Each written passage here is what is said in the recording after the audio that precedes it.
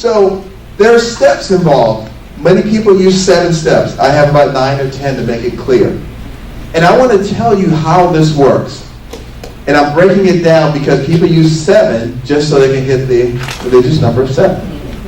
But I'm going to give you every part of it. So here you are. You're in a field. And the earth is a field.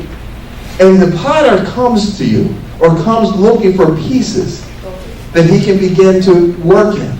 But in this field, there's nothing but broken, messed up pieces. Not fully complete, but there are pieces that are scattered throughout all the field.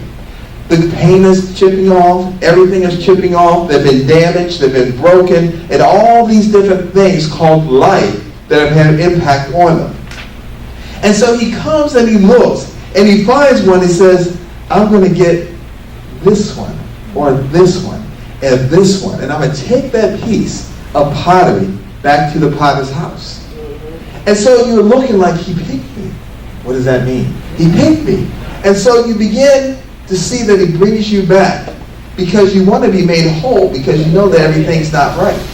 And you want to be put to the point of being able to be used and to feel like you're alive again, because you don't really feel that. When you're by yourself, you may smile in the crowd, but when you're by yourself, you realize that it's just not there. And I just need something more. There's an emptiness, and I want a fullness. I want a vibrancy of life. And so here he brings you in, and he says, just come with me. And you say, yes, Lord. And so as you come in, he takes you in as you are, which is a mess. Many people I know say that when I get myself together, then, when this time comes, then, when I get all my finances straight, then, when I get all of this together, then. But then never comes.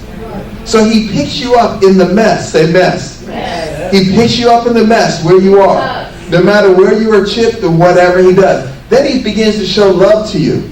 This is really love. Remember the scripture. The peace of all, peace of God. This is where you go through. Find yourself in these steps. Step 2.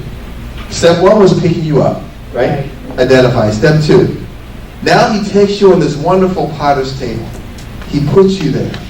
And as he looks at you, he says, oh, now God's got me. The potter's got me. Then he takes a tool. It may be another stone, another tool. And he begins to pound you. And pound you. And pound you. And pound you. Remember that great service you just went to? You say, yes, God. You step out the door. Now you're getting pounded. And he pounds you. And he keeps going. And he keeps going. And you're like, what gives? What are you doing? This isn't what I signed up for. It shouldn't be like this. I thought I was going straight into my calling.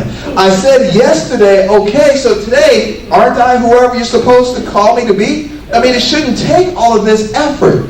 And so he continues to pound, and the more you scream, the more he pounds. And he begins to pound harder and harder into you. Not out of anger, out of love. How can pounding be love? Oh, just watch. He's pounding you more and so. And then what happens is, as he pounds and pounds, you start wondering, what did I get myself into? Did I know what I was saying when I said yes?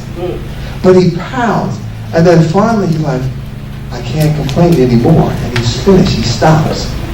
So your broken clay and pottery is nothing but fine dust. That's all that's left. It's fine dust. And you're like, what just happened? Okay, I survived it. Now I must be getting ready to go on the next year. I must be getting ready to do my calling. I went through that step 2. But then he stops and he says, okay, give me all this powder, fine powder, every piece of it. Detail, he doesn't want to lose any part of you. And he begins to take you and he puts you in a container, right? He's like, okay, I don't know what this is, but he's placed me here. This is great. Then he goes and he gets water and he pours the water, the living water, all through you, to the point until all of the fine dust is able to saturate and absorb all of the living water inside. And you stay in there until you're able to get more of that living water in you. And it continues to let you bathe in it and so until you soak it up. And it begins to strengthen you because you went through the pounding and you were set abased, if you will, right? Remember I said the splashing that goes on? You get shorter and shorter until it's nothing but dust. And so then you get there and the living water is poured in and he's mixing to make sure that you are getting all of that nurture and all the nutrients that you need from the living water. And so you're loving it. Why? Because he's got all this attention focused at you. You're loving it because you're hearing God. You're seeing things. You feel his presence. This is what I was called into. This is great. I know I'm about to launch real high. And so in it, I'm so excited because all of this is being poured in. And so I'm great. God, you're wonderful.